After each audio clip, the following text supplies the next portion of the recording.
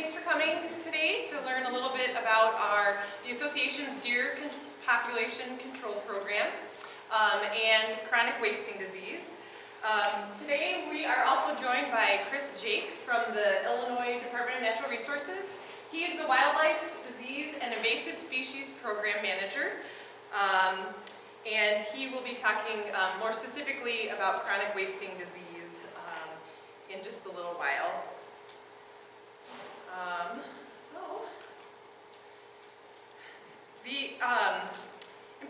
There's a great importance of having deer and maintaining a balance.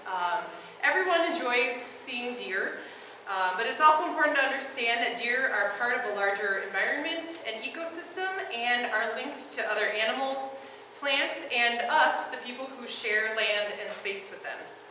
Achieving a balance among these things is fundamental to the health and sustainability of the environment now and into the future.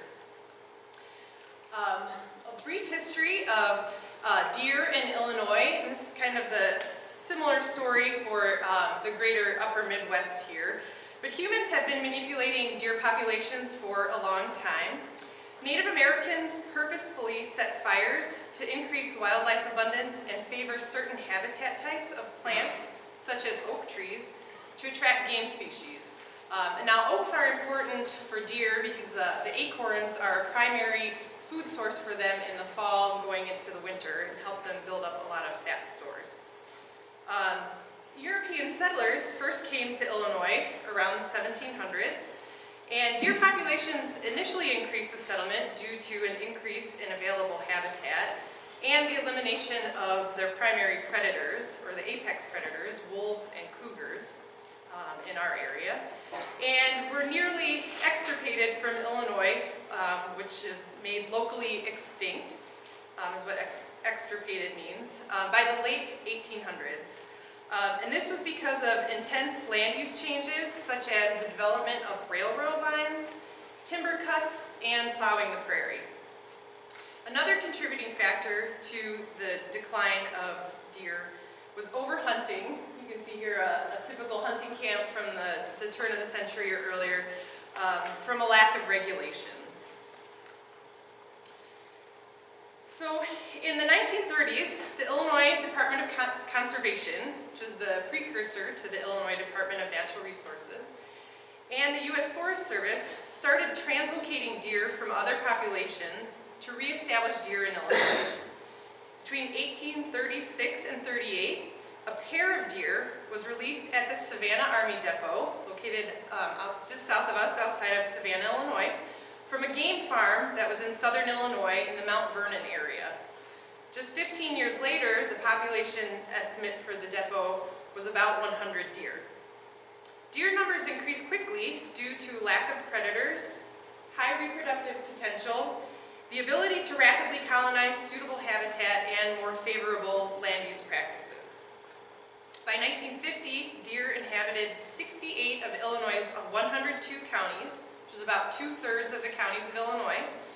And in 1957, the General Assembly established its first deer hunting season.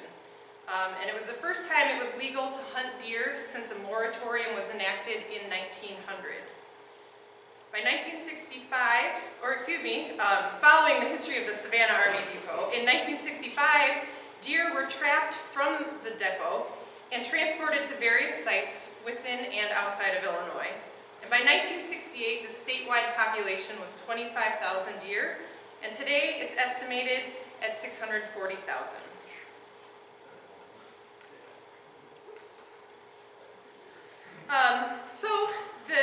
As mentioned, the territory operates a deer population control program, and I'll get into a little bit of the history of that and how it was started and why we continue it today. Prior to incorporation as the GTA, the land in the territory was tilled or grazed farmland, and deer population would have been controlled through the regulated state deer hunting seasons. This map might be a little bit hard to see. This is a 1946 aerial of the area where the territory is located, the black boundary. And just for reference purposes, I have Lake Galena shown there. But you can see kind of a patchwork of farm fields and fence rows. So this area here, the line, solid line, would be some brush or scrub that had grown up along a barbed wire fence or fence row. And so knowing that, kind of looking at the map, then you can see this patchwork of different fields and land use from the 1940s. So it would have been very similar land use in the 1970s when the territory was started. Anyways, after the GTA was established, hunting was prohibited within the boundaries of the territory, and without any significant predators, the deer population skyrocketed. In the mid to late 1980s, deer vehicle accidents were increasing. Large groups of deer were feeding in mid-daylight, which is shown in this photo here, and I think there's somewhere, I counted previously, about 25 to 30 deer in this photo, which, as you can see, that's the owner's club in the background, so it's the field just on the opposite side of our building here. And this is not a usual occurrence to see this many deer out browsing in the middle of the daytime. And extensive damage was occurring on golf courses and in property owners' yards. In 1988, the territory began investigating what could be done to help control or get deer numbers back to a more controlled level in the association boundary. Populations at that time ranged from between 82 to more than 100 deer per square mile.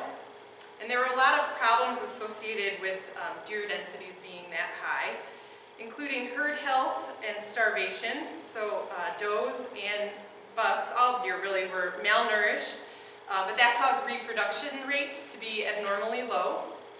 And there was not enough available food to support that large of a population, and deer would eat pretty much anything they could in an attempt to survive the winter. This led to extensive landscape damage, golf course damage, and woodland damage. Browse lines, which is what you can see here in this upper right corner of the photo, with the canopy of these cedar trees being lifted so high off the ground, were evident throughout the territory and are considered a symptom of overpopulation. You can see in the lower right corner, the deer will stand on their hind legs and reach as high as they can for any kind of available forage in those conditions. As deer overbrowse our woodland vegetation, they can cause a shift in the overall forest community structure. So really they're targeting stuff that they can easily reach, which is typically, if they're on their hind haunches, about 6 to 7 feet and lower. So they can really decimate the shrub layer in a woodland's young tree saplings and prevent them from maturing into larger canopy trees. It directly affects the reproductive success of our other animals, such as breeding birds, which would live in that lower shrub layer. And it also impacts other woodland species, such as our snakes and frogs, even mammals like rabbits and fox, which were not observed in the territory much in the late 1980s. Another problem from high deer prevalence here was reported deer vehicle accidents. Just within the territory, averaged around 25 per year and peaked at 31 reported accidents in 1992. So the GTA's Board of Directors, assisted by the Green Space Committee and the Department of Natural Resources, explored options for population control. These included regulated hunting during the defined hunting seasons, state hunting seasons, either by bow or gun. And this was a challenge due to the feasibility of managing a large number of participants, which would be on the green space areas.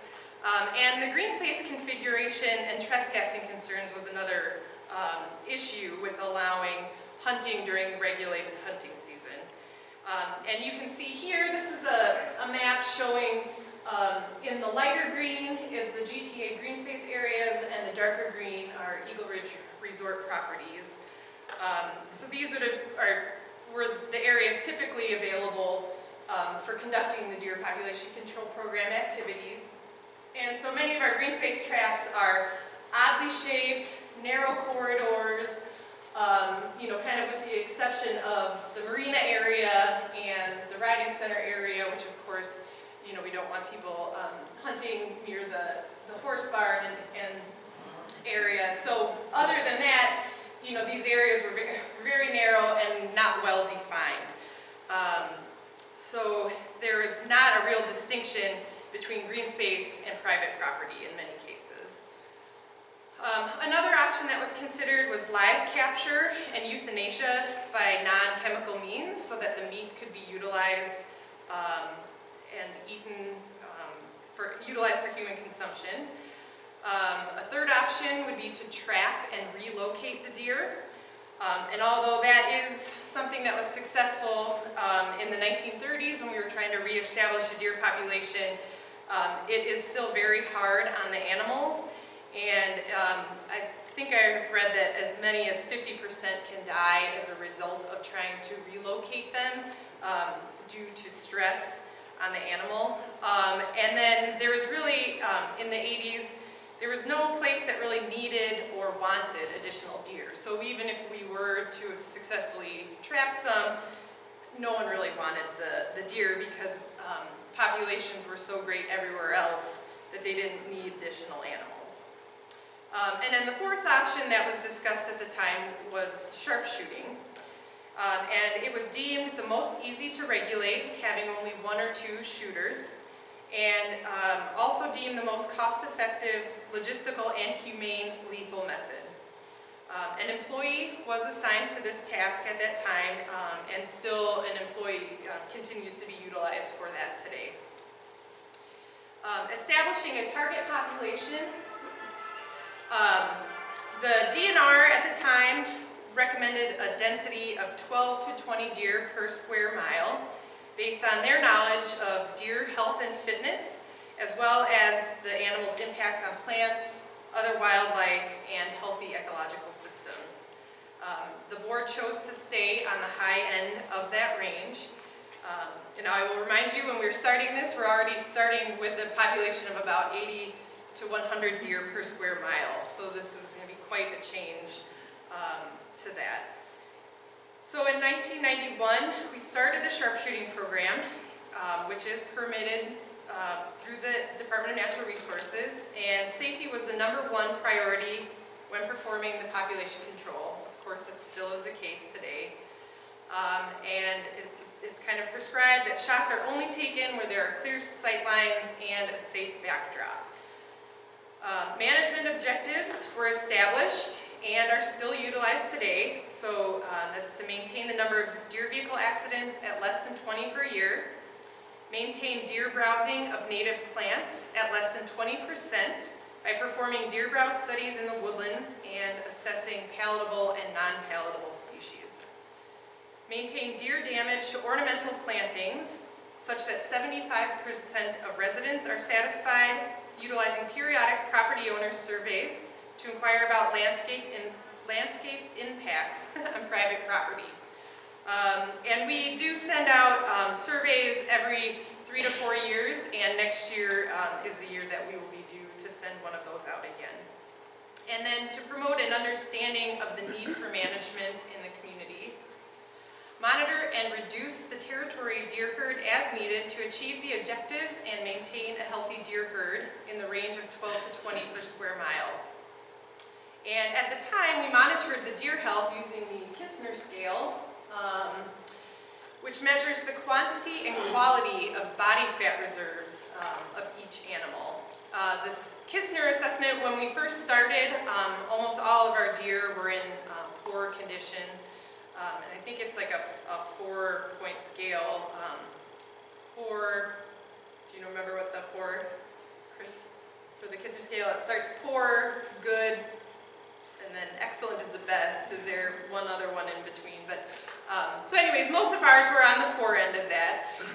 And then as the program continued in 2007, the DNR determined it was not necessary to do those assessments any longer because our deer started having these very healthy fat reserves, which is what helps them get them through our winter months here.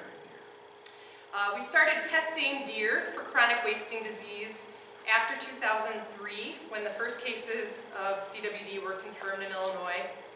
At first, it was the first 25 deer that were older than the fawn age group that were tested, and that number gradually increased through 2020, and now we test every deer that's harvested for chronic wasting disease.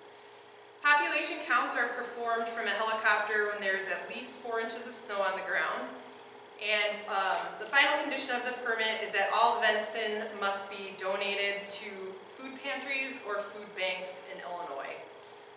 So most of the meat from our program goes to the Galena area church's food pantry, but we also service the Elizabeth Food Basket, the Warren Food Bank, Hanover, East Dubuque, so all the primary communities in Joe Davis County.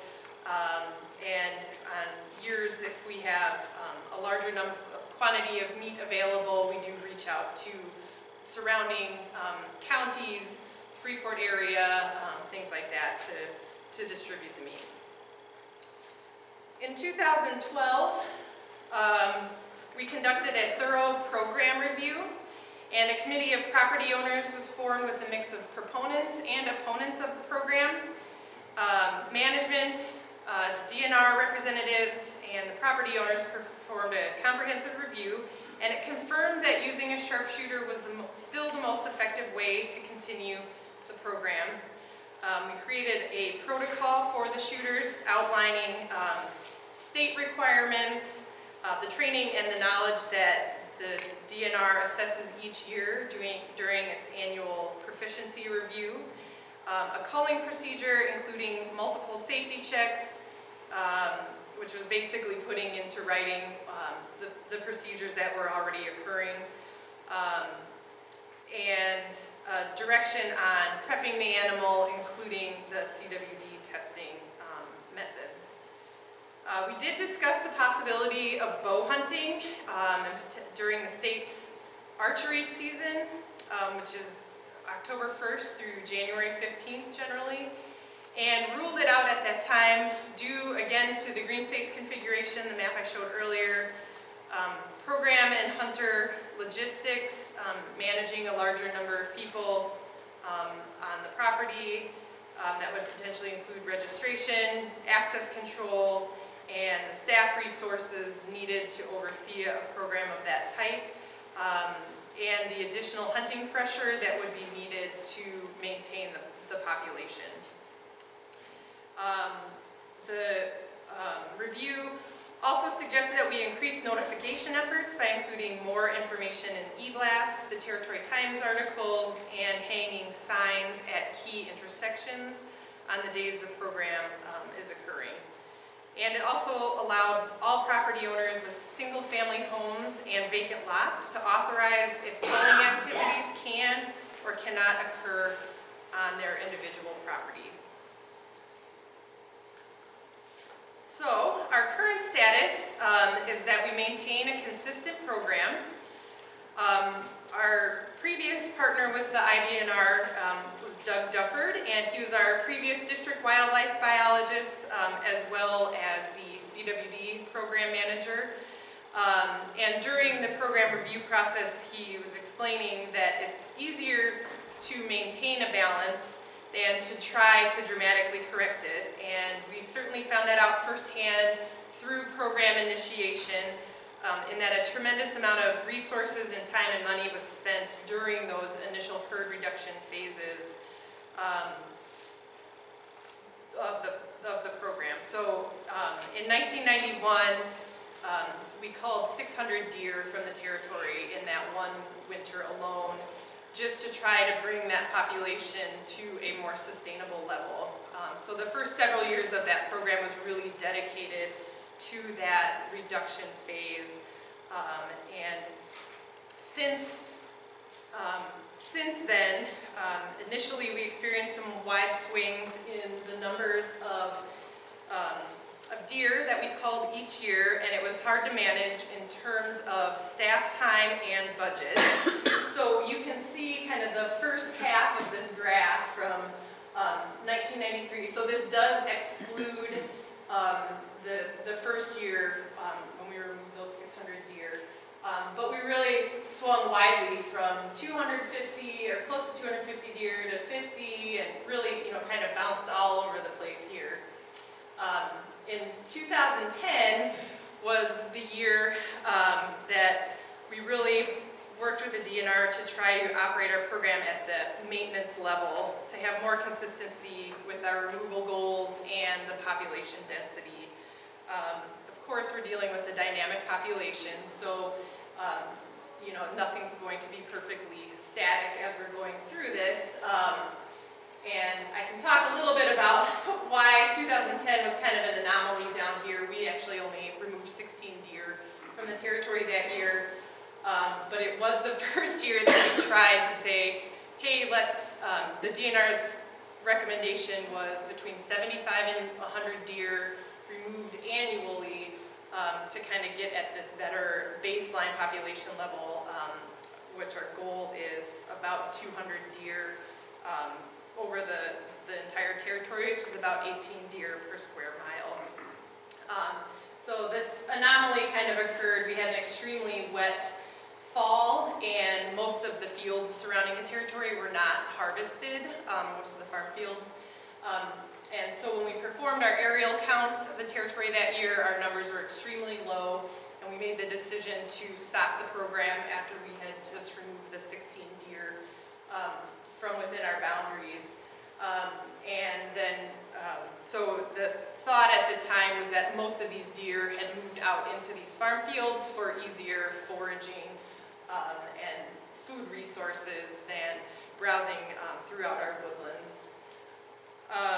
So then after that, you can see that the swings here really kind of level themselves out. And so this is, despite that we ask for a certain number of deer culled for the permit every year, that number does change based on the results of our aerial count. It can also change based on what our sharpshooters are seeing in the field as they're driving around every day, and other evidence that we collect as we go forward. So this is certainly a much easier, to manage it with this type of variation versus the earlier variations we were experiencing. So another thing I do regularly is perform literature searches and read peer-reviewed scientific articles on various aspects of white-tailed deer, from their impacts on wildlife and ecosystems to seeking alternative methods for potential population control. For example, a 10-year study by the U.S. Forest Service in Connecticut found observable damage in woodlands at about 15 deer per square mile, and at about 20 deer per square mile, they observed a loss of bird species such as eastern peewees, indigo buntings, flycatchers, and others. And then increasing further at 38 deer per square mile, even the loss of a very common species like robins started to be observed. In Wisconsin, a 2004 study analyzed species composition in 62 forest stands that were originally sampled over 50, now 60 years ago. And they found that sites with higher deer densities lost more than 60% of their plant species from what had been surveyed in the mid-50s, 1950s, while sites with lower deer densities lost only 16%. And unfortunately, they didn't really quantify what those deer densities were. It just said higher and lower in that study. One question that we are usually asked quite frequently is other methods of controlling deer through controlling their reproduction levels. Now, our program through the state, we're not allowed to do like reproduction control aspects, just because they have not, in studies that have been done by like Cornell and other universities, they have not been found to be effective in open populations. So in more closed settings, like if we were to have a 20-foot fence around the entire perimeter of the territory, you know, that might be a case where we'd have a closed population where you wouldn't get a lot of inflow and outflow of deer from our boundaries. That something like that would make sense, but in these open populations, that's just not something that has been found to be effective in the long term. So our present program, which I have touched on throughout my discussion here, is that each year a permit application is submitted to the Department of Natural Resources Urban Deer Manager, and it includes updates on where we stand in regards to our management objectives, and it includes a request to remove a defined number of deer from the territory. Our objectives are still the same. Okay, sorry, I thought I had a different slide in there.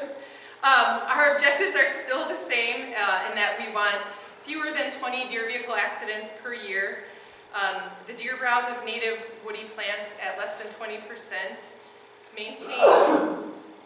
maintain deer damage to ornamental plantings so that 75% of residents are satisfied, educate about the need for management, and monitor and reduce the territory's deer herd as needed to achieve the objectives and maintain a healthy herd. As I mentioned, our population goal is around 18 deer per square mile over the 10.625 square miles of the territory, for a population of about 200 deer prior to spring fawning. A permit is valid until we fulfill it, or 90 days, whichever occurs first. And sharpshooting begins in January. We just started this past week. And our permit is valid through March 31st. We only do deer removal activities on Tuesdays, Wednesdays, and Thursdays from dawn until dusk. And then, as I mentioned, the aerial population survey is conducted by helicopter when there's at least 4 inches of snow on the ground. Unfortunately, last year we were unable to have that window in order to do that. And so far, things are not looking great for these first couple weeks in January. So I know Scott Green will kill me for saying this, but let's hope for a little bit of snow so we can get that that one metric accomplished to kind of assess how we're doing with our program. And I will say that, so when the shooters go out, and as I mentioned, the questionnaire that goes out to all property owners includes questions of, can we utilize your property for deer control activities? Can we discharge a firearm within 100 yards of your residence? And may we enter your property to collect a deer that is there as a result of the program? That information is overlaid on to this map. It is not shown currently because we consider the information confidential. So we don't want neighbors yelling at neighbors for allowing or not allowing hunting on their property.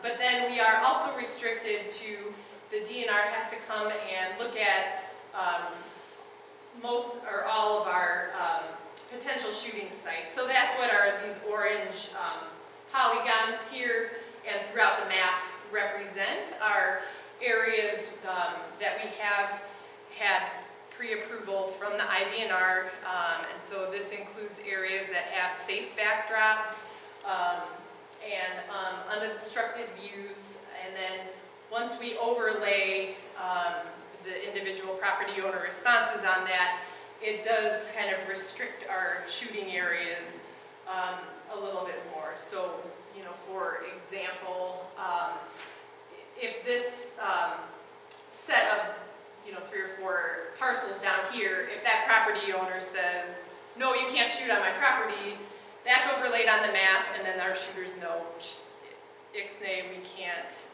can't utilize that specific location for our control activities. So I get the question often, do we utilize the trails? And yes, we do use the trails, so the sharpshooters will occasionally take our UTV out on the trails. And, of course, they never discharge their firearms down the trail. It will always be from the trail into the adjacent woods, so that, shooting down a trail, of course, is not a safe backdrop. So, they would shoot perpendicular to the trail into an area that is suitable. So there are certain areas on here which do include our trail system. This is one particular corridor down here in the Shenandoah area, just as one example. And this is just a view from the helicopter when we're doing our deer counts. So here you can see, I think there's 5 deer in this photo. So there's, of course, one here. There's one peeking out from behind this tree, and then this is a group of 3 animals. So this is why it's so important that we have that good snow cover, is just to see that contrast. You can already see that it's, can be somewhat challenging based on shadows and down trees and some of our rock outcrops and things, to be able to visualize the deer anyways. So the role of property owners, all owners, of course, and all of us are impacted by the presence of deer, and most everybody enjoys seeing them. So what can you do to ensure that we have a healthy deer herd and an effective program? So monitor your individual lots for signs of damage to plants and trees. Landscape damage can be minimized by selecting plants that deer tend to avoid. To avoid deer vehicle accidents, always be on the lookout for deer on the side of the roads. Their most active times are around dawn and dusk, and during the rutting or mating season. Generally October, November, December. If you'd like to see deer, that's also a really great time, the dawn and dusk, a great time to try to see them. And I know coming and going from work in the evenings, this fall I observed a lot of deer when I was leaving at night to go home. I often see them down in the marina area, trying to get drinks of water from Smallpox Creek, so looking for water sources is another great place to try to find them. Do not put out food or salt licks for the deer. There has been a state ban on feeding deer since 2002. It's considered a petty offense and has a maximum fine of $1,000. A lot of times, I will observe salt licks or mineral licks in areas, and I will typically how I've handled that is to contact the owner and just say, you have to remove this. This is the reason why. I'll give you till such and such a day, but if it's not done by then, I will have to turn this over to our conservation police officer for them to handle. So, we really want to do as much as we can to avoid transmitting diseases through salt licks and shared food sources. And then to facilitate deer population control efforts, we request your permission to use private property to conduct our program. So, in 2020, the first deer in the territory tested positive for chronic wasting disease from a road-killed animal. A second positive that year occurred just outside of our boundary near Ford Road. And so that's the 2 squares here shown in the lighter tannish orange color. And then last year, we had 2 additional deer as a result of our program that were found to be CWD positive near Guilford and Cameron Roads. So that's this square here. And then you can see on some adjacent land, there was an additional positive that was captured through or discovered through a hunter harvest deer during hunting seasons. Other benefits of our program regarding disease management include maintaining a lower population density, a young age structure, and increased population turnover. I will be bringing up Chris shortly to discuss this in more detail as he talks about chronic wasting disease, its impact on deer, and how the Department of Natural Resources is managing the problem in northern Illinois. I guess I will field any questions. I know I threw a lot of information at you. If anyone has any questions, I'm happy to take that now, or we can wait till the end of Chris's portion of the presentation and take any questions at that time. Yes? You said that the snake populations and frog populations were down.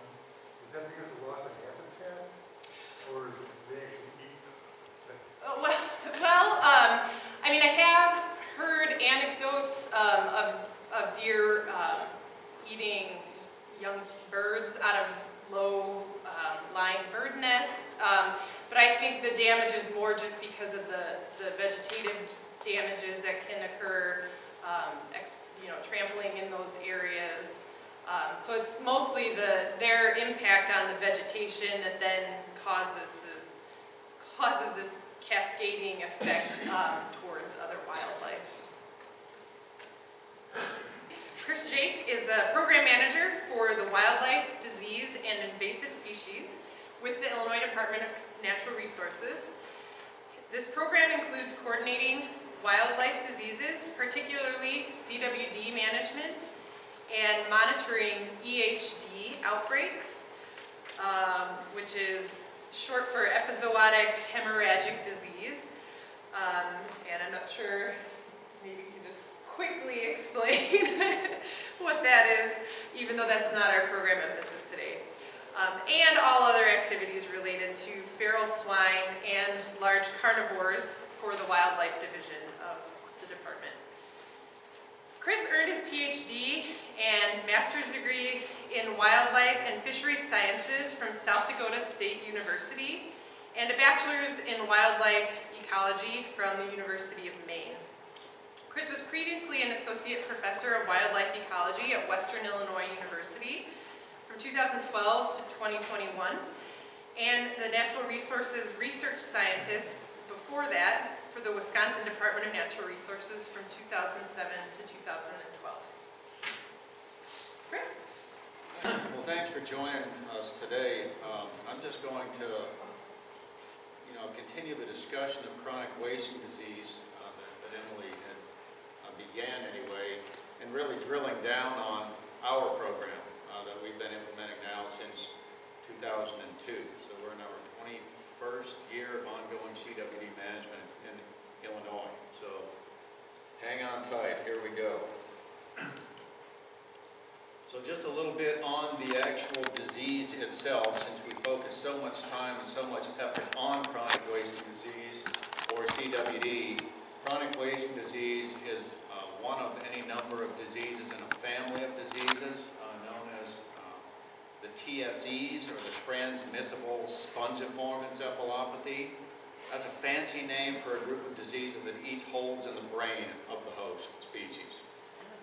So it's fatal, and it affects members of the cervid family, so deer, elk, and moose primarily. And it's caused by an infectious agent that is a prion, so it's kind of a protein-like structure that is responsible for infection in cervids. One thing about the disease that makes it very challenging is that it is always fatal. A lot of diseases, animals will recover from those diseases, but CWD is not the case. If an animal contracts the disease, there's 100% certainty that they will die from the disease. We don't have any treatment yet for the disease. And I say yet because there's a lot of people and a lot of researchers out there who are much, much brighter than I am, who are really doing their due diligence to try to find a vaccine or a cure for this disease, although unsuccessfully to date. The symptoms of this disease are unlike, again, some other diseases in that they don't necessarily manifest themselves right away. There's long incubation periods with CWD. The animal can harbor the disease for 12 months, 24 months without showing any outward symptoms of the disease. So, you know, a lot of the animals that we remove, as does the territory, they appear perfectly normal and perfectly healthy. So it's like, oh, this one's infected. I just shot an infected deer on Doug Dufford's property a couple of weekends ago. Perfectly healthy looking animal.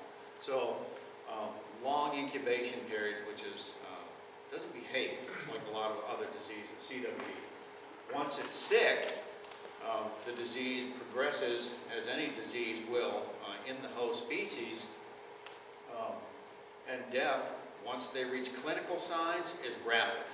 So once the disease gets to a point in the infection cycle whereby they have accumulated additional prions through time, then death is imminent, and it's usually quite rapid thereafter, a few weeks to a month or so, or a few months. So all of these things and all of these characteristics of CWD make it unlike most diseases because they don't behave normally. Not that any disease behaves per se, but this one is very atypical. So it makes management exceptionally challenging because of the insidious nature of this particular disease and the infective agent, the prion. How is it transmitted? Well, we know that the disease is transmitted primarily through contact with other individuals. So horizontally between members of the same species, so from mother, doe, whitetail to offspring, or other members of a family group primarily, so that nose-to-nose contact between members of the same species, or within the cervid family, deer, elk, and moose, vertically, from whitetail to mule deer, from whitetail to elk.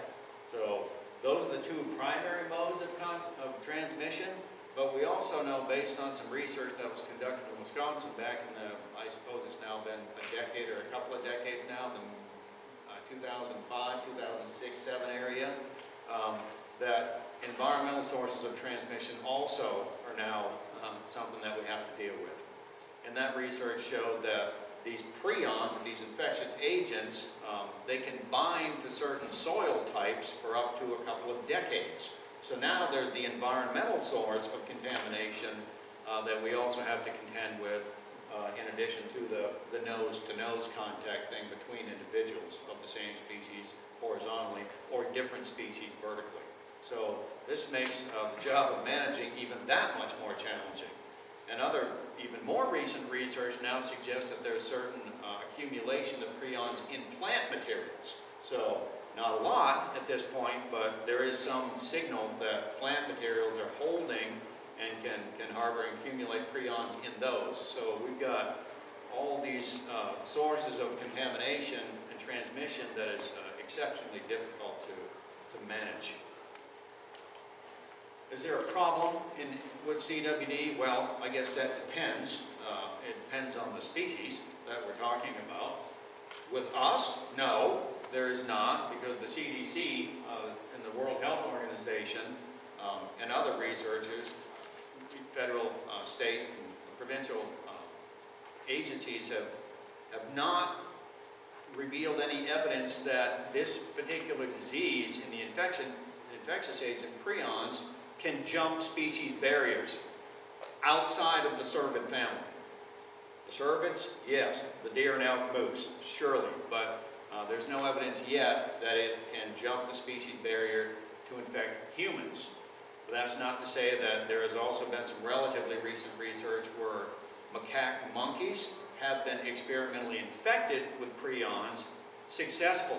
So there's some indication that, well, we're not a macaque monkey, but a macaque monkey is a primate, as is a human. So there's some additional uncertainty at this point. With that said, the World Health Organization, and the Center for Disease Control strongly caution against eating infected meat. Okay?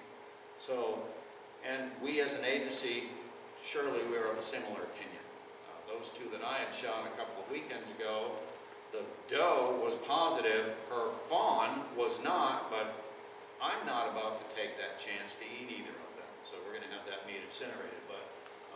And also getting your animal tested, especially if you're hunting in one of these CWD management zones across northern Illinois. 100% fatal, already mentioned that. No treatment or cure is currently available, although that work is ongoing, and fingers crossed someday there will be. But from what I can see, that day is not on the immediate horizon, or even the mid-range horizon. It's going to be a while yet. So CWD has been around a long time. It was first documented in a captive mule deer facility in Colorado in 1967. And then a couple of years later in another facility in Wheatland, Wyoming, a couple, 3 years later in the early 70s. So it's been here a long time. But the epicenter was Colorado, Wyoming, back in the late 60s and 70s, and even in the early 1980s. Now, CWD has spread. It has spread to 60% of our U.S. states, 30 of 50 states, 4 Canadian provinces, Saskatchewan, Alberta, Manitoba, and Quebec, as well as 3 European countries, Finland, Norway, Sweden, and in South Korea.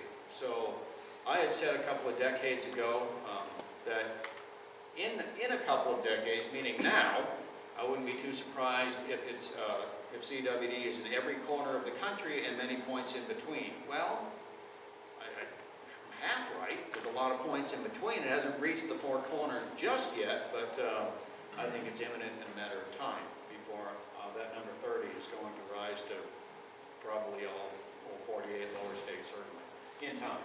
And if unchecked, if we don't do anything to actively manage this disease, one thing is certain, and that is that prevalence, or the percent of the individuals in a population that are infected, will rise. We know this to be true, and we'll see an eventual population level impact on deer and elk. It is going to happen, and I'll show some evidence of that across the border in Wisconsin and other states where it is happening. So we surely don't want to be in that situation here in Illinois. So here is that map that the United States Geological Survey creates, and this is as of April of 2022. So there's a lot of points, the Canadian provinces, and throughout now a large swath of the Midwest. It's moving eastward and northward and southward, and it's just a matter of doing what the disease does, and that is, it just kind of creeps along and creeps along slowly for a long time until some percent of the population is infected, and then you really begin to see it take off. So it's got to reach some inflection point. It creeps along slow, but once it reaches that point, then you see the effects really begin to accelerate in populations. So we haven't seen that in Illinois at this point, but that is certainly attributed to our active and aggressive management of this disease. But this is sort of where it is right now, and I fear that that map is only going to expand and covering gray and yellow dots a bit more in time. So that's sort of a broad overview of, yes, ma'am. I was just wondering, how did it get to Europe and South Korea? By way of movement of animal, and these are not white-tailed deer. There's other species of deer over there as well, red deer and axis deer, and so there's other species of cervid that are infected, but yeah, primarily deer, elk, and moose, whitetail and moose, but yeah, it's movement. So a lot of what you saw on that map is a result of the movement of animals through the captive cervid industry and that type of thing. So there's a lot of concern about interstate movement of animals, and then movement into and out of the country as well. So yeah. So this is the story. So this begins the Illinois story here anyway. As Emily had mentioned, we first detected this disease in 2002, November 1st of 2002, and a deer from Rockford, Lumberboon, Winnebago County line. It was a hunter-harvested animal, and it fit the profile of the disease because the symptoms of the disease, as the name would suggest, chronic wasting disease, they chronically waste away as disease progresses in that host species. So, you know, listlessness, emaciation, loss of body condition, loss of fear of people, you know, excessive salivation, drooling, head dropped to a side, you know, completely unaware of their surroundings, that type of thing. And it fit the profile of all of these classic symptoms of CWD. And that was sort of the beginning of, okay, all right, a lot of people engaged in, whoa, now what? So a lot of people come together in the agency, and we developed a program at that point. And the program is a two-pronged program, really, characterized by both surveillance and management. So before we can actively manage disease on ground that occurs in the territory here and certainly beyond the borders of the territory throughout northern Illinois, you first got to figure out where it is. So we knew that first animal, Boone, Winnebago County line, there's at least one there, but is that an isolated animal? Or are there more animals in that area that are infected with this disease? So you got to find it first. So we find it, and we search for it by testing animals. And we try to test lots of animals. And how do we test lots of animals? We test lots of animals by way of the hunters in the state. The hunters shoot a lot of deer in the state. And we can surveil those areas that they hunt and ask them questions about where you shot the animal. And then that gives us a better picture of, okay, before we can assemble and put boots on the ground to actively manage, we know where it is, type of thing. And that surveillance is ongoing, because we're always looking for it. And of course, we're finding it in new areas throughout northern Illinois. Not necessarily one of our active management zones, but just outside of it. So we're always looking for it because it's moving. It's moving across the landscape slowly, unfortunately. So we identify the geographic extent and the percentage of the population that is infected. Once we can draw a map around and get a visual of where it is, now we can move to try to actively manage it and slow it down, if nothing else. Management, to prevent the spread into new areas, to keep the infection rates low, if possible, and to eliminate it wherever possible, if possible yet again, which is proving very, very challenging, given all the ways that CWD persists in these systems. So, surveillance. So, as we try to wrap our heads around and figure out the spatial extent where it is, this is the objective. We want to test a sufficient number of animals throughout the state to track where it is. Makes sense. We got to figure out, draw a polygon around the distribution of this. We also want to figure out and assess how the distribution through space and prevalence rate, the percentage of white-tailed deer infected, change through time. Because the disease is dynamic. These systems they're in are dynamic. These are open populations, as Emily had alluded to earlier. You know, there's a lot of movement of individuals, immigration, emigration, dispersal events of deer coming and going from areas, and that makes it really challenging. So they're dynamic and they're changing all the time through time. And sample, we want samples that are collected from a whole range of options to us, from check stations or venues. Check stations, the meat lockers, we have drop-off barrel locations all throughout northern Illinois, hoping that the archery hunters will actually drop a head or two in there for us. Our sharpshooting program and the special permits, again, like the territory, we work with our cooperators. Road kills, the district wildlife are out there just scouring the landscape, and it's kind of comical. I'll ride along with them, and all of a sudden they'll just yank the vehicle off the side. What are you doing? There's a roadkill. Let's go sample it. So, they're on it. So, and then suspect deer as well. So we get calls all the time about an animal that's just, it's laying there, it's not dead, or it's acting funny, and we get those, and we'll go try to, remove them from the landscape and have them tested as well. So, lots of ways for us to gather samples, and surely we use every tool available to us. So the strategy then allows us as an agency to test samples from essentially every habitat that whitetails can occupy. And the easier question is, what habitat doesn't a whitetail occupy? They're the extreme habitat generalists, and they have evolved to live in this fragmented Midwestern landscape that is optimal habitat. I don't think we could engineer any better habitat than what you see out the window of this complex here. So in any event, so we get a relatively unbiased sample, which is good, what we want, within these high-risk counties that we have identified the spatial extent through surveillance about where the disease is.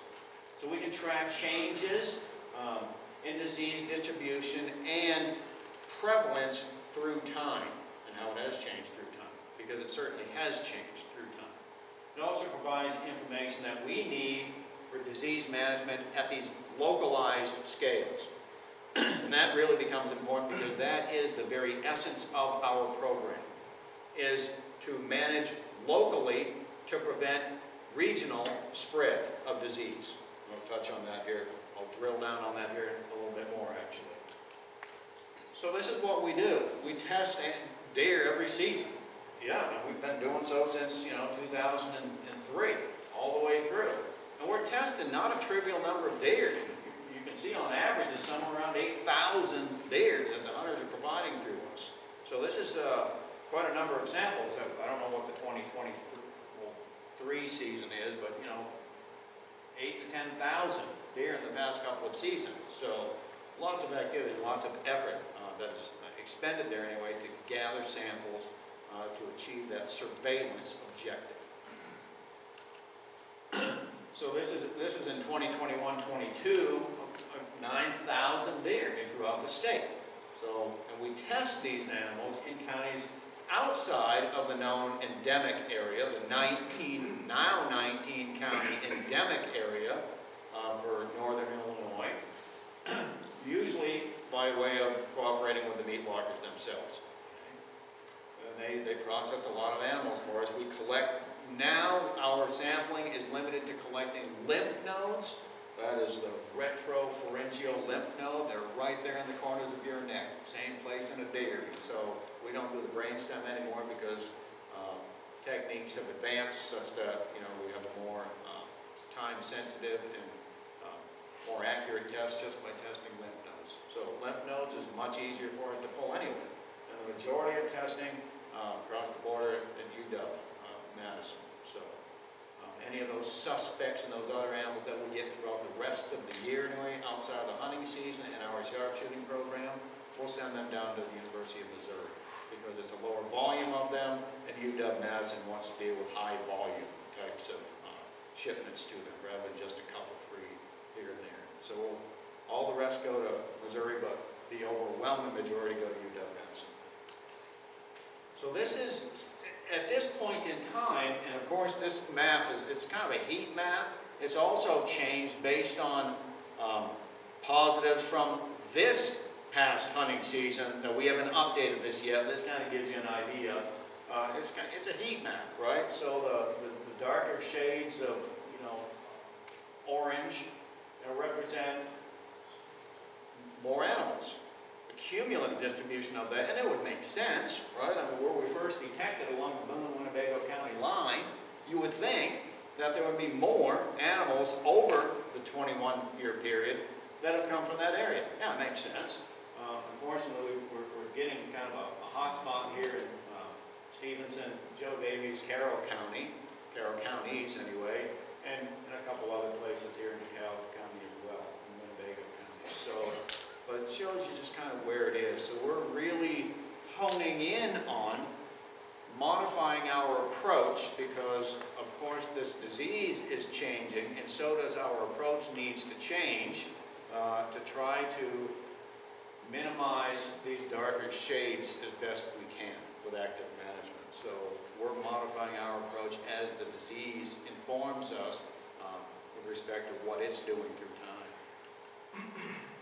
And that's the surveillance. So management, once we we've kind of got a pretty good grasp on where it is now. Okay. And now we can move forward with actual management to control these prevalence rates, or the percentage of individuals that are infected with this disease, by lowering deer densities in these known CWD infected areas. Right now, that is the single best tool in our toolbox, is to lower density. If you lower density, theoretically, you minimize the likelihood of individuals contacting one another nose to nose, and thus, theoretically, lowering rates of infection in the remaining individuals in that herd. Yes, sir? Isn't it also true that you have the risk, and it's just as probable that you could raise that? There has certainly been that, yeah, there's been, So let me give an example. yeah, Let's say we got 100 deer in each one, right? yeah, And let's say we know, which you usually don't know, that there's 6 CWD deer in this room with the other 100, with 100. So we got 100 total, we got 6 CWD deer. yeah, Let's say the sharpshooter comes in and shoots 50% of those deer. yeah, Okay? Let's say he has a real bad day, and then he doesn't hit any one of those CWD deer. Okay? That means you have doubled the disease in that herd. If he has a really good day and hits all 6, you eliminated the disease. But now we got also a big probability in between. And all those probabilities coming out of that center, granted there's less of a probability of hitting 6 of either, but it's equal. And then you can go down to 4, 3, 2, and 1. yeah. And yeah. all those probabilities are equal. So you have just as great a probability in that shoot of doubling the deer disease. Theoretically, yeah, that is. And that's all you're talking about, theoretical here too. So Your brochure even says this is based on your theory. It says theorizes, right here. given the dynamics of the disease, yeah, there are still a lot of unknowns with it. We do the, and I'll. But to make the blanket statement that you just did, that's pretty misleading, I think. Well, let me. I mean, I'm all for the program we have here. Let me be blatantly clear. I'm absolutely for the program. Yep. I think it's a well thought out thing. Yep. I think the territories has got exactly right. We couldn't do hunting or anything in here. I think it's spot on. But when I see that suddenly we're going to kill 100 this year versus 30 last year, and I don't know, what's the budget, Gary? What's our total budget for our shoot program? It's 30 grand is what I remember, but I don't know if that's correct. I don't recall what it is right this year. You know, Emily, what's our total budget for what we shoot here? I don't off the top of my head. I can look real quick and I can go You find out. know, so I'm just saying, to me, it's also a money thing here for us. Yeah. Now, my recall is we shot somewhere between 30 or 60 deer a year. Our total budget is $30,000 roughly for that. That means we're giving away meat at $50 to $100 a pound, roughly, compared to the number of pounds that we're shipping out. So to me, there's an ethical thing here, financial. And I also find it very disturbing that you mentioned that these deer from this study you have, Emily, hurt birds. There's a lot of research on what's going on with birds, and the number one killer of birds is people. Our houses here, the bird strikes on our windows, everything else is sizably worse than anything deer to the birds. That is so disingenuous with current research and what's going on with birds. It's pathetic. I agree.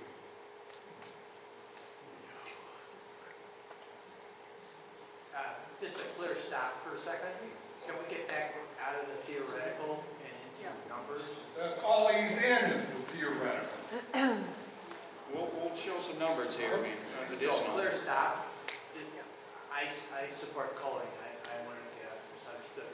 Could you give us a more or less hard number between the number of deer that come up CWD versus the number you test?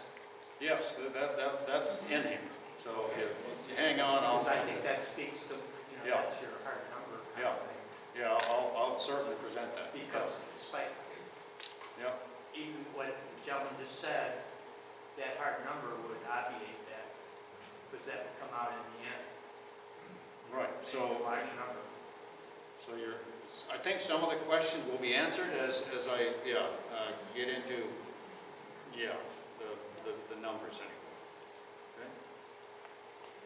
But I will circle back to the concern here about the potential doubling of prevalence here. I will, hang on. So we, again, this is an insidious disease. It's super challenging to manage given the ecology of the disease and how it behaves.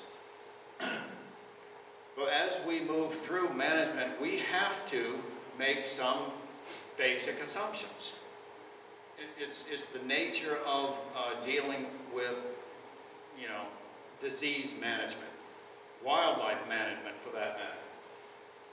One thing we know for a certainty is lower densities will result in lower transmission rates. So fewer animals will move out of CWD areas into new areas when densities are low. You're reducing the likelihood of movement out of a social group and into an adjacent social group, and thereby disease prevalence would be reduced and the spread of the disease across the landscape. CWD is going to decline when we remove animals that are infected faster than the disease can actually spread across the landscape. These are general assumptions that not only Illinois makes, but every state that manages or tries to manage this disease must operate on these basic assumptions. Because herd reduction is our best tool that we have available today. Our strategies are, several-fold. The strategies include, increased hunter harvest during the hunting seasons. We've tried to liberalize the seasons as much as we possibly can to encourage hunters to shoot more deer, especially in these active CWD management zones. We also focus, one of our strategies is focused harvest in known CWD areas. That helps us, to better surveil the distribution of the disease and remove these prion shedders from the landscapes. So, a higher proportion of them are going to be removed, occurring in these smaller specific areas. So that is the very essence of our active management program. Sampling targets are established in every zone that we have, and we base those targets on aerial surveys. We'll fly the Galena Territories if we should ever get snow, 4 inches or more for any length of time, and we count a total number of deer being inside of these zones. And a zone is defined and established based on a 2 square mile area around a known point location of an infected animal. So we'll draw a square around it, 2 square mile area. And that's a zone. And we fly these, and we count deer in every one of these zones during the winter months on a snow background when brown shows up better on white than brown shows on brown ground. So, and then the goal is to remove 25% of the total number that we count. If we count 100, the goal is to remove 25. Seldomly do we ever reach the goal that we set for ourselves. Seldomly, for lots of different reasons, but that's the goal. So we're not shooting all the deer out there, we're trying to remove a percentage of them. Yes, ma'am? On number 3 where it says highest population turnover rate, is that culling, is that what that means? Is that what you mean by that? Yeah. So the result is in these areas, deer populations with, it should result in population with lower densities if you're trying to reduce density. There's a higher turnover in the age structure of those populations because you're removing older individuals from that through time. So you're resulting in a younger age structure. And younger age classes have a much lower likelihood of being infected than older animals. And a high population turnover because you're removing individuals through time and reducing density, and a lower rate of movement out of a population, emigration rates. You're lowering that too. So all of these are the goals, is to try to, facilitate management whereby prevalence rates are being reduced. Now, this is really important. Every sample that is provided by a hunter, I will say, potentially reduces the number that we remove after the hunting season. And I say potentially because an infected deer is not all infected deer are created equal. An infected deer in an actual management zone means a whole lot more to us than one that's distant from a zone and well beyond. So if the effort is focused and in these management zones, then yes, it could be a one-for-one deal. You shoot one, that's one less we shoot. But it depends where they're actually being removed from. So this addresses, I think, to some extent, the concern about potentially doubling the prevalence rates. Now, this is, if every single one of these blue dots represents a healthy deer, right? And of course, deer are not distributed random or evenly across the landscape, or randomly across the landscape. They're clumped. Every hunter knows that, you find deer in pockets of woods and they clump around resources. So if in our management we have I don't know how many blue dots out here, there are 100, whatever it is, 150, 200, whatever that number is. When we have some number of positives throughout that subpopulation. Well, and that certainly occurs in every one of our management zones. Now, but you also know that that's not realistic in terms of distribution of deer, random distributions. They're clumped. They establish subpopulations based on matrilineal groups, family groups of deer is what you generally see. Okay? And if we can address this concern about minimizing infection rates at a very localized scale, so manage locally to prevent regional spread, and that's what we do. So deer moving in by way of dispersal. One-way movement of an individual into a population that's infected. Comes into a family group or a small social group of animals and infects individuals at a higher rate in these smaller social groups of deer, because that's what we know based on research out of the U of I, is that if we can minimize infection in these social groups, these small family groups, then the number that remain in that group that move to a new group by way of a dispersal event is that much lower. So our goal is to identify family groups and remove the family group at the local scale. So that's, yes, it could potentially increase, but if we can remove that family group, and thus who are always nose-to-nose contact with one another, then the likelihood of that infection rate doubling is reduced by way of focused, surgical-like removal of animals in these small social groups. And that goes to my other point, okay? Is that using your logic, we would have the healthiest deer herd in Illinois if we just shot all our deer. That is the logical assumption where we're going here, and it's a silly thing. So let me read from your brochure here. Just sharpshooting activities that remove 25 or more deer per square mile annually. That's what we're talking about. This is where you are good at, where you get your impact on your thing. 18 deer per square mile, which means we have to eliminate all our deer to achieve the goal in this brochure. And the other thing I want to point out that bothers me is when I hear this stated as it improves herd health. So let me give you an example on herd health. Let's say I'm a deer and I have heart disease. And my wife over here is a deer and she's perfectly healthy. And a sharpshooter comes in and shoots my wife. My health has not been changed in any significant way. All you're talking about, you're not talking about health of a deer herd, you're talking about the chances of a disease spreading.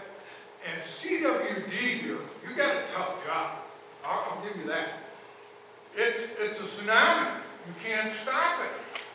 All you're saying in here is we can slow it with this.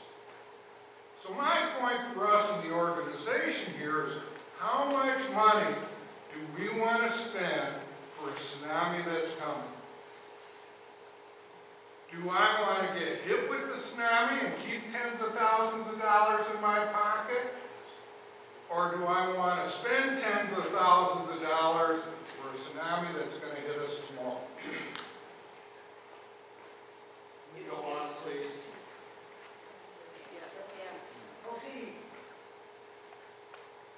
Well, go ahead. Let's continue. Numbers. We're getting into them. So again, we define these CW management zones using data over the previous 5 seasons. So it's just kind of this, running average of the past 5 seasons. Okay? And based on that surveillance data from the previous 5, and where these positive animals occur throughout the landscape, we establish these 2 square mile, management zones around these point locations where disease would occur. Fly the helicopter surveys, get total numbers, set the goal of 25% removal, which is seldomly met, mind you, and do the work that we do in the winter months. So we fly aerial surveys. We'd like to be flying today, but we don't have any snow on the ground, but usually January or the winter months. Okay? And we use those data to assess changes in population size over time, because population size is also ebbing and flowing in the winter months with movement of individuals, right? Social groups, many social groups gathering communally in certain locations based on resource availability. And determine spatial distribution of deer during the winter months. Yes, sir. I have a question.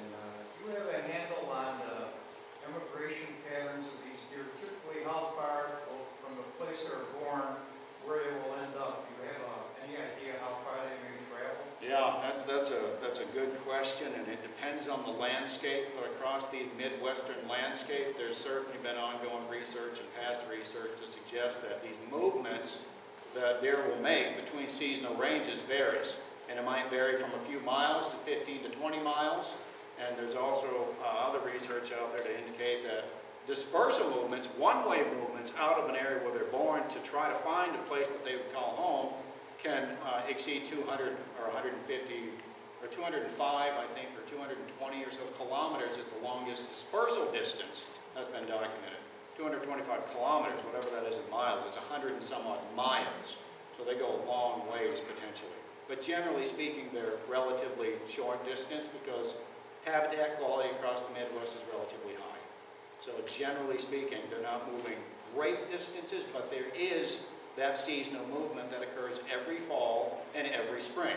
If you're a deer hunter, you know it, because you're tracking deer on camera, and then about early October, mid-October, they're gone because they've moved back to their traditional winter range, wherever that might be. And typically it's within a few miles, 3 to 10 miles or so.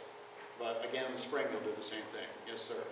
That previous graphic might hint at a migration tendencies, because it looked like high incident areas were along the Rock River between South Beloit down to Oregon. Yeah, exactly. We certainly know that, that these deer, of course, they're traveling along riparian corridors. They're rivers and streams, right? We all hunt along creeks and rivers and streams, yet they're traveling along those, so we know. Yeah, many of the states that have CWD, if you look at spatial distribution of disease, often they follow this east-west orientation or north-south orientation along these travel corridors, which are waterways. So we know that, but it's, you know, we do the best we can to gain permission in properties where we would like to be, but you know, that's a difficult proposition too. So, yeah. Is there any concern this disease, as it progresses, would spread to dogs? What's your question? Is there any concern that this disease, as it progresses and expands, could jump species, could spread to dogs? At this point, no.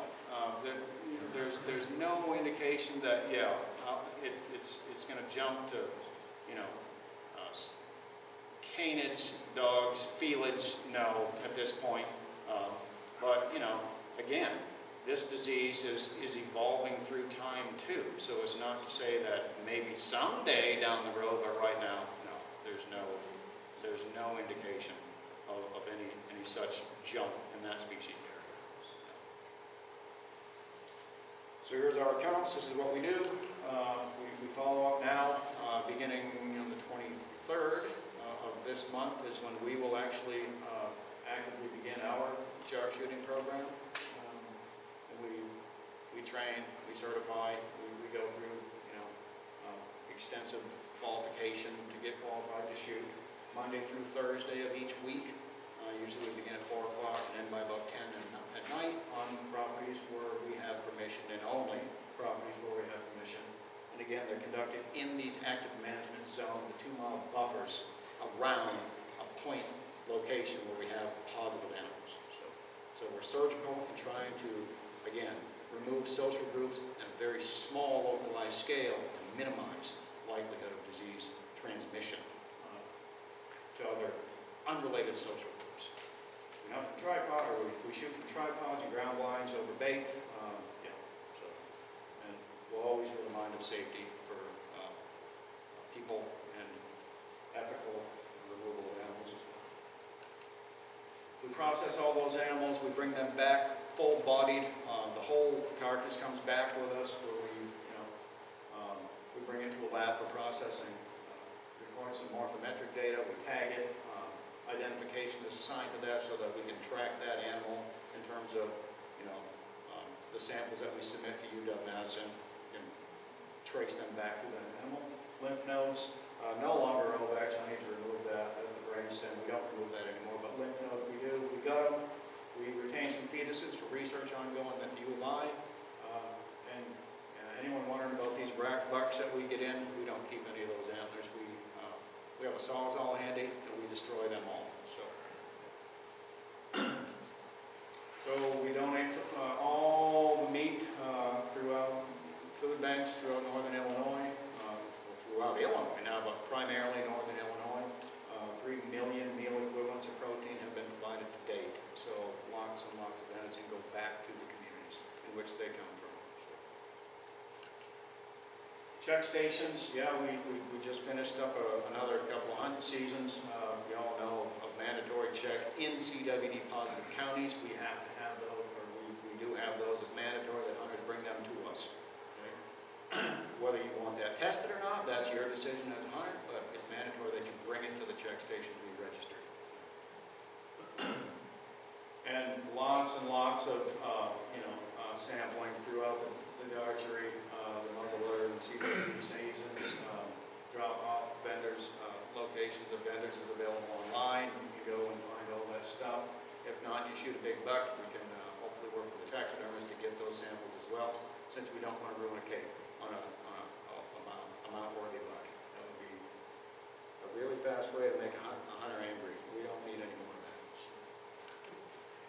So this is what we've done. Okay, so these 2002 through 2022, that's a 20-year period where we have been actively managing this disease. And as you can see, 150,000 deer have been removed, or shot, or harvested. Most of those are by way of hunter harvest. Of the 150,000, 118,000 of those samples have been provided by the hunters of the state of Illinois. We take and we've removed over that 20-year period 17,000 deer as well by way of our sharpshooting program. But we do see differences in terms of efficiency, in terms of the ratio of sample provided to the number of positive deer removed. Our program works. Our operations to surgically remove these small social groups, these localized scales, works. For every 39 deer we remove, one of those is positive, as opposed to 155 from hunters, where one of every 155 of the hunters shoot is upon. So what we do works. So, is it popular? No, not necessarily, but it works. So, and it's effective. And it's the most effective tool that we have in the toolbox to date. So, here's the distribution: 106, 151,000.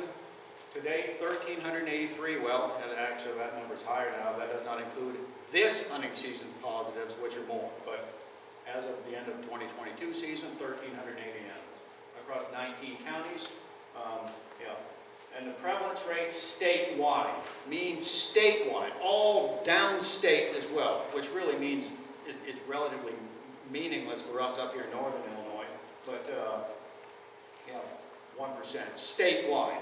Well, we'll get into CWD endemic area prevalence rate now.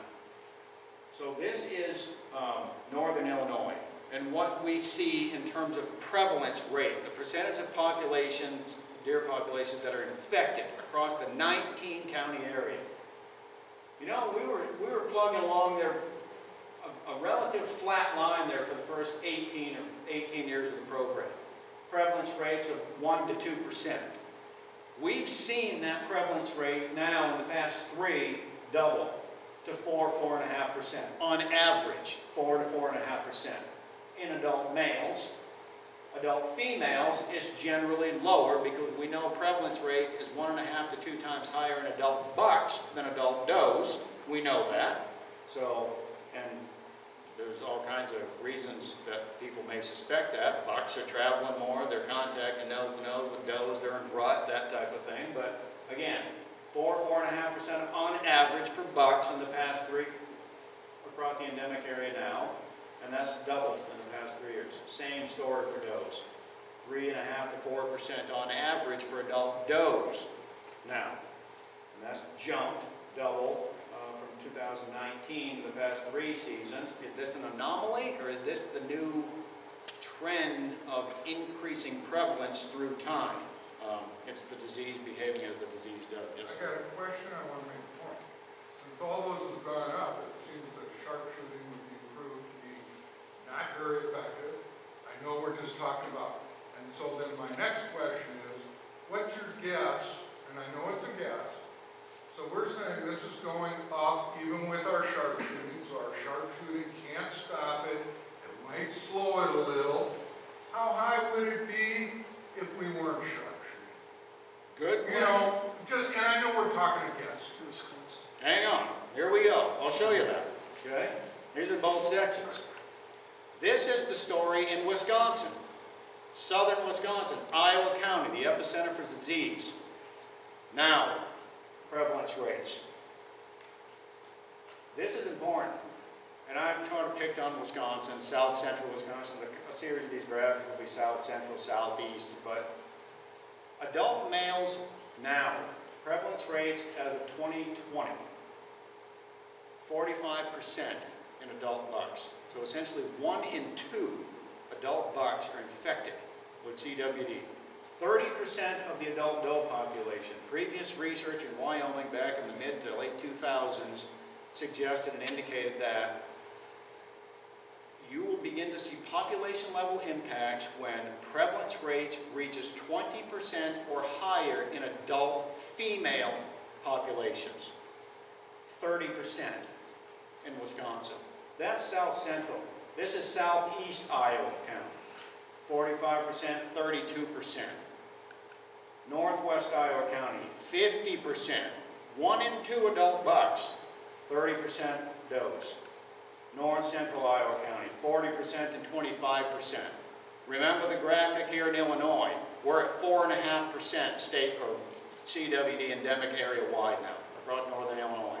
10 times higher across the border in I Wisconsin. agree with you, because I live with it. I'm from this, okay? So here's my next question. There's only one county, Lafayette County, between Iowa County and where we sit right now. And I know a lot of guys who did intensive shooting up there in Wisconsin. Yep. And the reason they cut it out is because it was fiscally ineffective. Okay? Now, I also know a buck deer can travel as much as 30 miles. I mean, there's a lot of research that'd be a little long, but if you watch your maps, it's just going to cascade down here anyway. And so my thing is, it's a cost-benefit analysis. I agree with anybody that said, if I could really stop this thing and spend tens of thousands of dollars, I'd do it in a dime second. But all we're going to do here is sit here next year, and I'll bet you want to make a bet, we aren't going to be talking about 6%?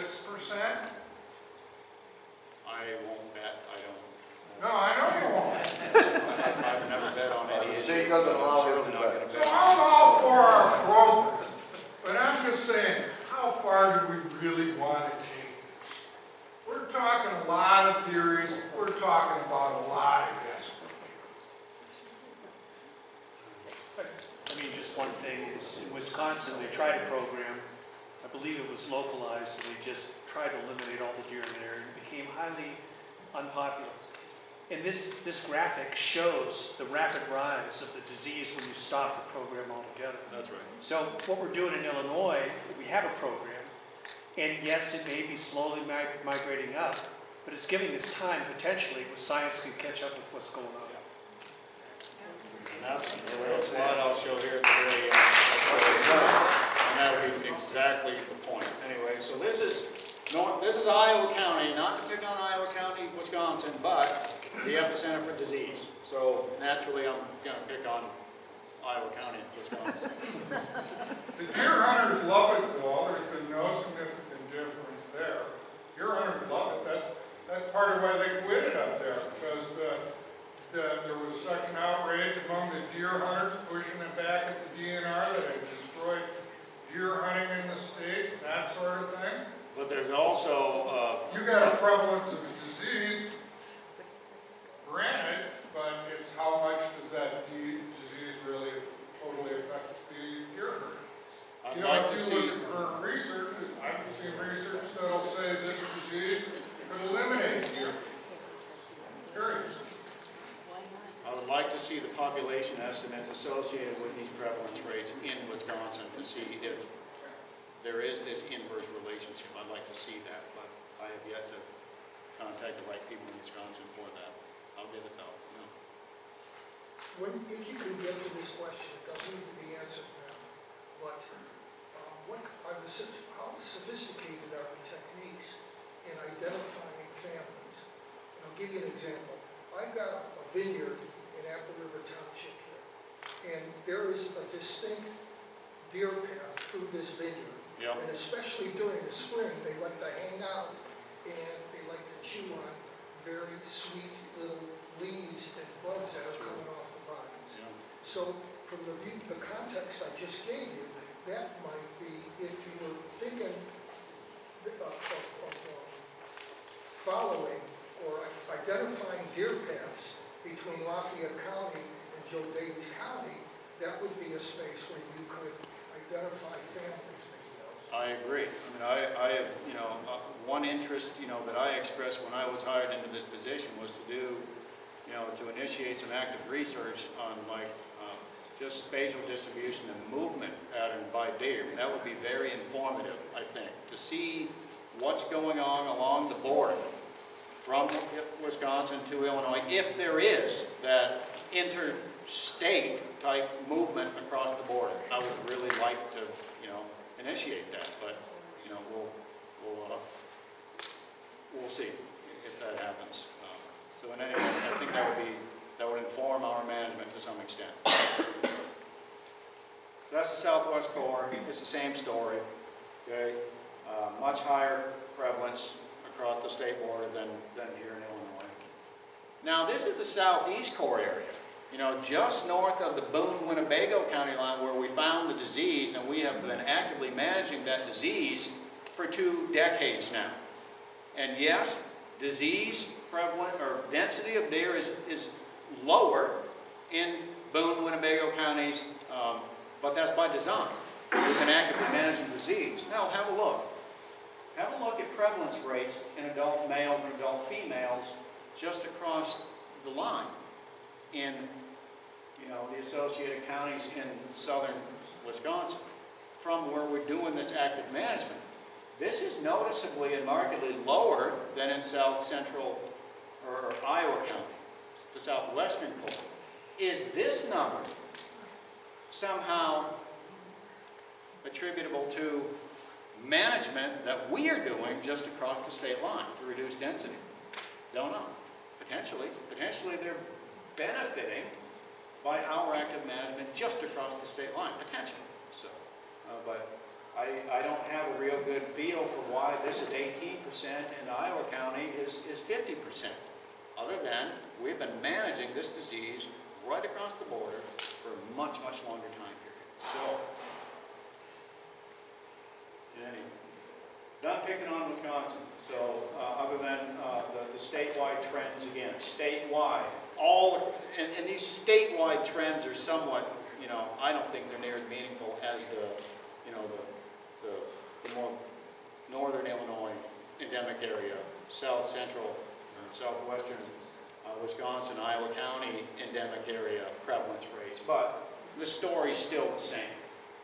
6, 7, 8% statewide Wisconsin, 2% statewide in Illinois, 4 times higher across the state of Wisconsin. So in any event, we don't want what Wisconsin now has. And I know you researchers with the USGS, Brian Richards, who created that map, you know, earlier of the state, the country map showing where it is across the 30 states. He has been studying CWD for decades. And he speaks to many hunters in Wisconsin now that no longer hunt in Wisconsin. They come to Illinois to hunt because prevalence rates are so much higher. And they're like, every buck I've shot for the past 5 seasons has tested positive. I'm not hunting my land anymore. I'm going to Illinois to hunt. And that's a testament, I think, to what we've been up to. Yes, do we have some things we could do better? Undoubtedly. But if you think you can do better in another state, okay, have at it.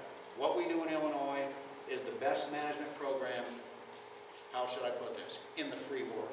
So. I always think somebody's lost the argument when they turn to the fear you just used. You said, they're coming down here tonight. I know more Illinois hunters going up to Wisconsin than I do down here. Hunting down here is never been that. Certainly. And the other thing is you're using fear that, oh, they're coming down here because they might get sick from CWD. And that's just blatantly untrue. There's no transfer anywhere from this. Yeah. You may get a monkey in the zoo to do it, but you've got nothing. So to say that, oh, people are coming down here because we manage this disease, because they're afraid of getting sick from eating that deer, that's just... He didn't say that. I just conveyed... He didn't say that, sir. I just conveyed what I was told by Brian Richards. You said they were leaving their property because they had CWD and coming down here. That's The what only I reason conveyed they to Brian did Richards. that was CWD preference because they're eating deer. So Wisconsin's bad, Wyoming's worse. So Wyoming, that research by Dave Edwards and his colleagues, that was published in 2016. You know, I'm sorry for the red, that doesn't show up very good, but CWD, their research showed that it's a leading cause of mortality. 20% of the population is dying of CWD. And that work, you know, is causing local, he modeled this, yeah, I mean, it's a modeling exercise, but if left unchecked, it won't take long for local extinction of populations in Wyoming. It won't take long.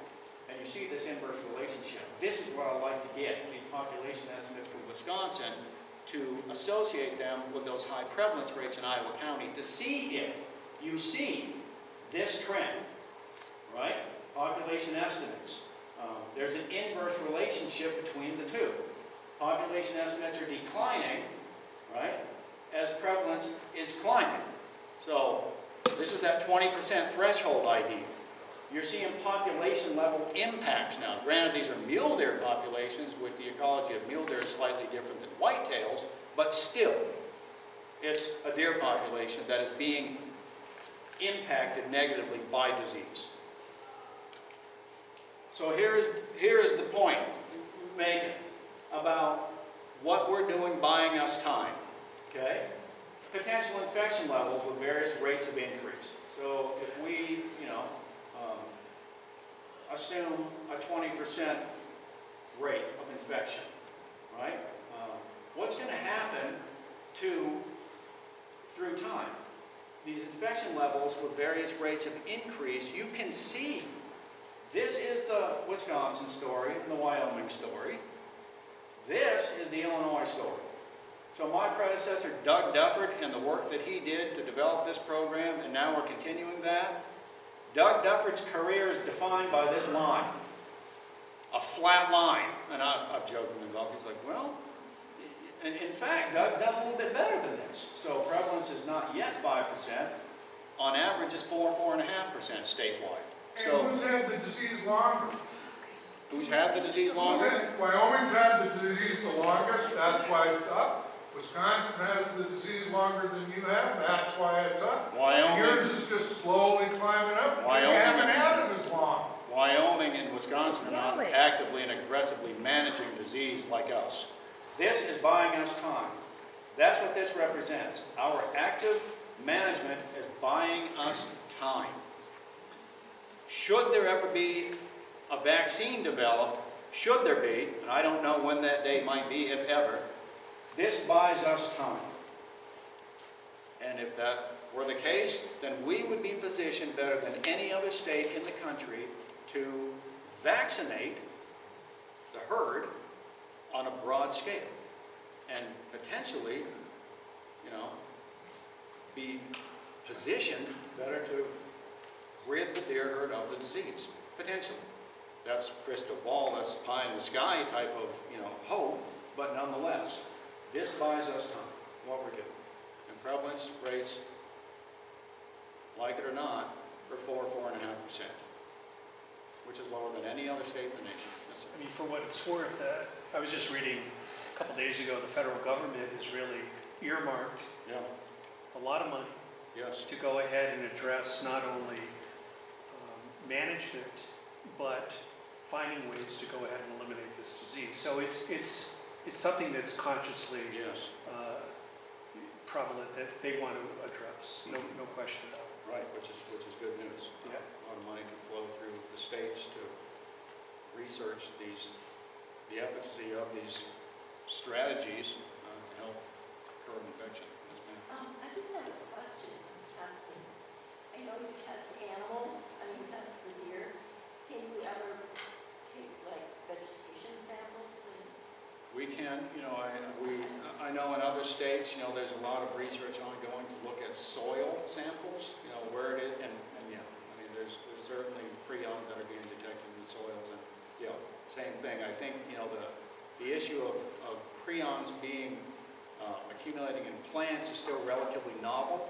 That research anyway, and there's going to be more to come with that. So, The reason I'm saying that is that we have a family in the backyard, and they raise,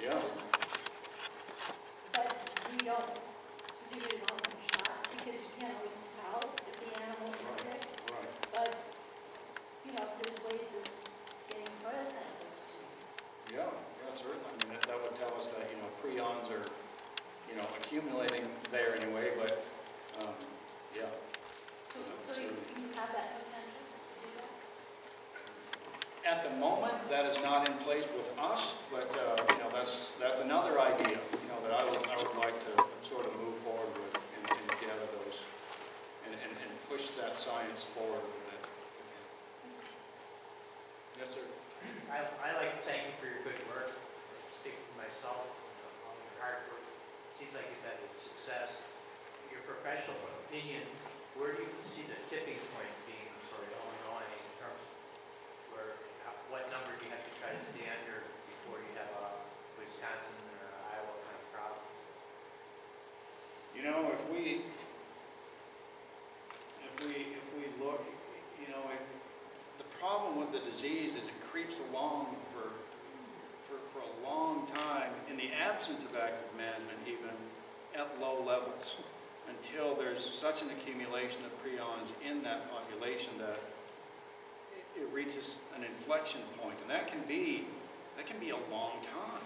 It can be a decade or more or two, but it just to quantify a prevalence rate, that's really difficult.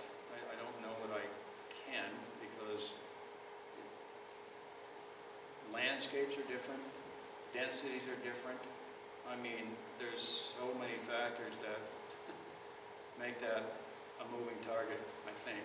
But, I would hate to think that when I was in Wisconsin talking about that CWD management zone up there, I hunted in that. And when I was out there in 2007 to 2012, prevalence rate was a half a percent in that, on the edge of that management zone. By 2020, prevalence rates there are 15%. So within a decade or less than, you went from a 0.5% to 12 to 15%. So that's in Wisconsin now. That I think they're certainly beyond the point of no return now in being able to be successful at managing that disease, given such an accumulation of prions in that across that landscape.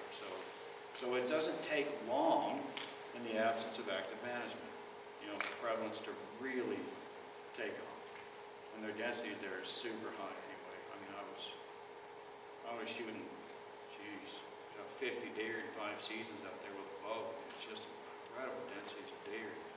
Yeah, it's just, and that's a recipe for disaster. You've got that many animals with continuing accumulation of prions in environment. Yeah, you've got the Wisconsin scenario now. I don't know what that is. I wish I did, but I think in this state, if we get to this red line, there's going to be a lot of people, a lot of eyebrows raised, and a lot of concern at that point. But certainly here at 5%, that's not ideal, but go across the border 10 times higher.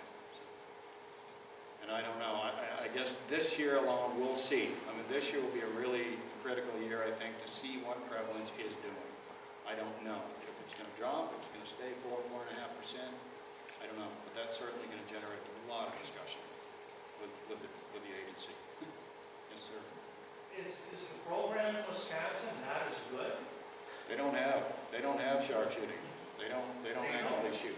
No, when I was out there, I actually submitted a grant to get some USGS funding with Brian Richards to try to sharpshoot a small area in Devil's Lake area. It was declined. We didn't get the money. But no, there's no active sharpshooting in Wisconsin. So, no.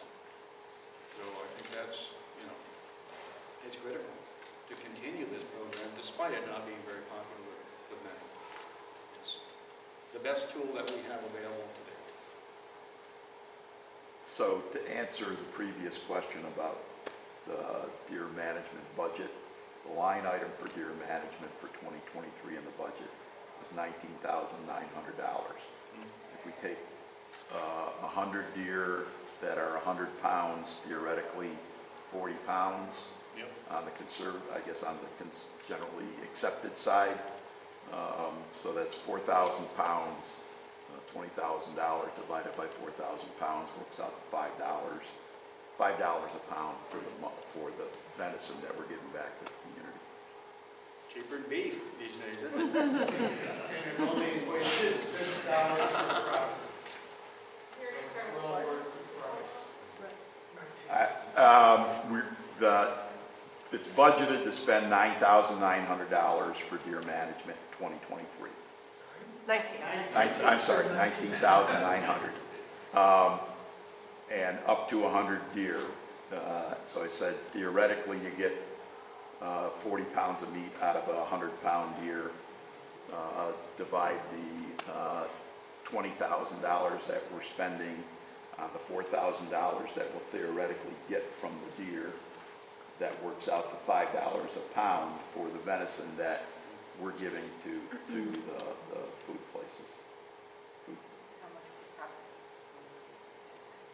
$6 per property, which is what Bill, I think you just said. I might have missed it, but did the territory get a count on the deer we have this year? Not yet. No, we have not had the snow conditions to do that. So we have to have at least 4 inches of Well, snow. yeah. So why do you get the number 100? Oh, that was what our permit application was for. So we typically will make adjustments to that based on the count. But when we submit the application, it's kind of our best guess on where, you know, things might be based on other years or previous years' counts and kind of how So things the evolve. application is just basically on the count, obviously, with the amount of deer. Well, the application takes into account not the count itself, but vegetation browse levels, deer vehicle accidents levels. We do track the reported number of Lyme disease cases for the county, and I mean those are the first two are the major metrics, are the vehicle accidents, and then the count is an added bonus in the years that we can do that. So sometimes we make adjustments to the program based on what our hunters are seeing from the ground, how often they're seeing deer, and they can give us a pretty accurate count of where they're seeing groups in different locations and stuff. So sometimes we have to come up with a best guess on the estimate based on that, and sometimes we'll, you know, so we can and will adjust the program accordingly on some of that data that we get as well. Have you noticed the vegetation growth getting better over time here? Yeah, we have from the deer browse. So we Yeah. have done deer browse surveys since 2001, and we have seen improvements in species. The some species that are more preferred by deer are starting to show up again in our surveys.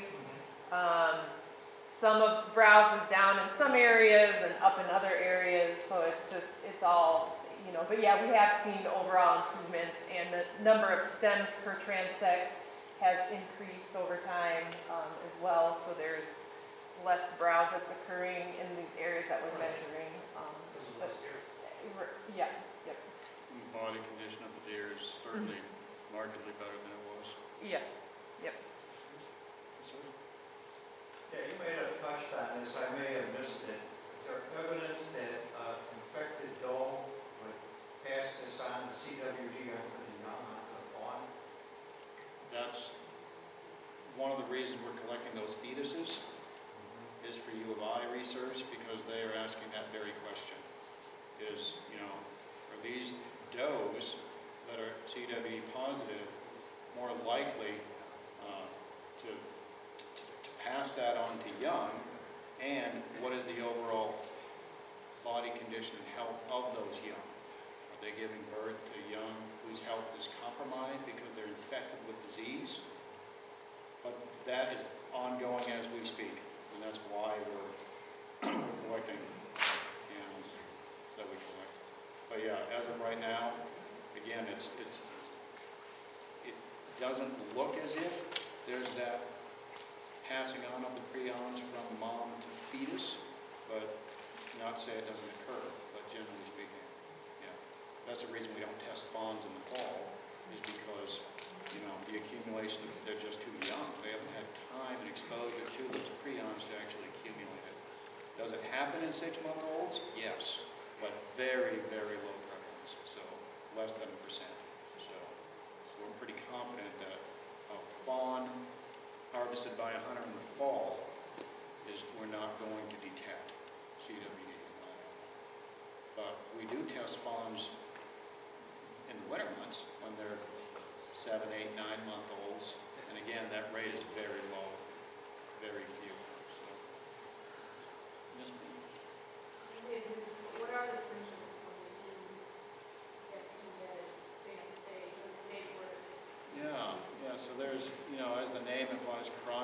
wasting disease. Their body condition just wastes away, so they look very gaunt and very thin. That's one. Listlessness, you know, they're just very unaware of their surroundings. They'll drool excessively. You see that often. Their head, they just kind of droop their head to a side, so they're just very, sickly appearing. So mostly, just and they have a tendency to hang out near water. So, because you know, the drooling, they dehydrate. And, yeah. So, but generally, poor body condition, drool significantly. Yeah. So if we find one or see one, how do you go about eliminating it? You as a landowner contact us, and we will mobilize troops boots on the ground to try to get there as fast as we can. We need to jump through a couple of hoops to get approval down in Springfield before we do that. But the sooner that you would let us know that, geez, we have a deer that looks sick, we can make that call pretty quick. And you know, I think